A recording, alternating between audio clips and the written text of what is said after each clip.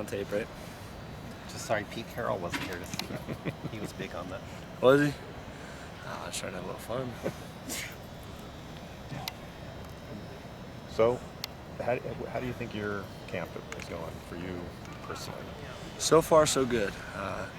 Always something to work on, and after today, there's still some stuff that we have to correct. But I love the energy that I'm trying to put forth and is carrying over to other guys. Other guys are feeling that tempo and that sense of urgency, and especially with the music today, you can kind of see that. And I'm just trying to keep everyone going because some of the guys, including myself a little bit, just kind of hit the wall a couple days ago in terms of being sore and tight. And, we were there mentally, but just pushing yourselves through that adversity. I think we showed it today that guys felt fresh and we felt alive, and we were executing, making plays, and so just to continue that through camp, and just for me to stay focused and not let any outside distractions get in the way of making plays.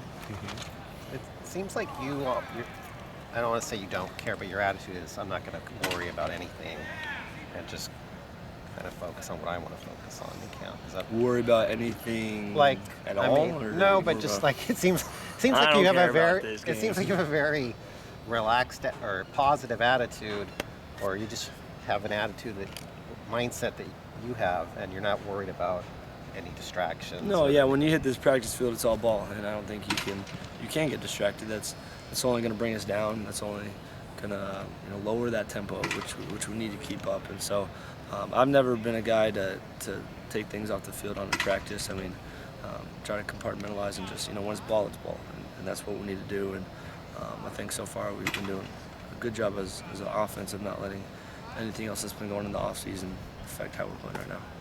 Are you less worried about, and I don't even know if you were ever worried about it, but let's say you throw an interception in practice.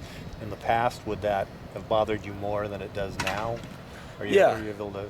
Yeah, because in my freshman semester, I probably threw more picks than you can count, and I was learning. That was all a learning process, and obviously still learning, but at the same time trying to bring other guys up along with me, and we've almost gotten to the point where we're all kind of meshing as an offense, and we all have that sense of our own timing together. And so when we get to that point, then the only pick will be like a decision-making pick, not something like a tip ball or anything like that, or whatever else it might be. And so I feel comfortable light years ahead of decision-making from where I was freshman semester, and then even last spring and then last season in terms of just seeing the field and the game slowing down. And not worried about these in practice. And I mean, our defense has seen all our plays, and they know what we're doing with certain formations and motions and stuff.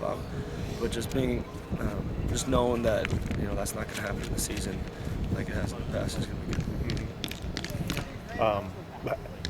Kiffin was talking about Robert Woods today, just saying, I need to stay on him. We need to push him to get not just be a freshman All-American, but to be the best receiver.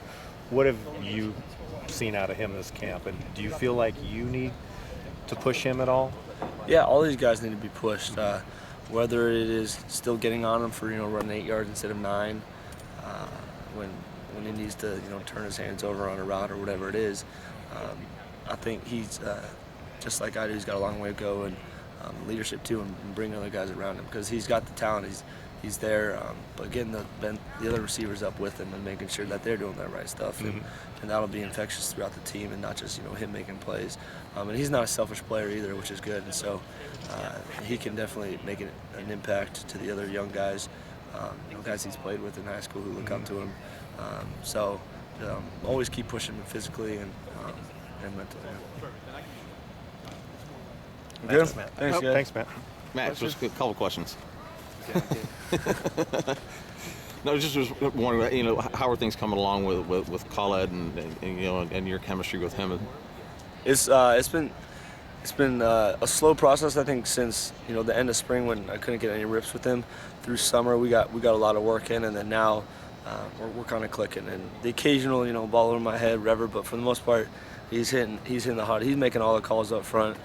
He's been doing a great job of seeing the defenses and getting the ball in my hands. It's cool because we've known each other for so long, and now I get to put my hands up his butt, and he's going to be a great center for us. So.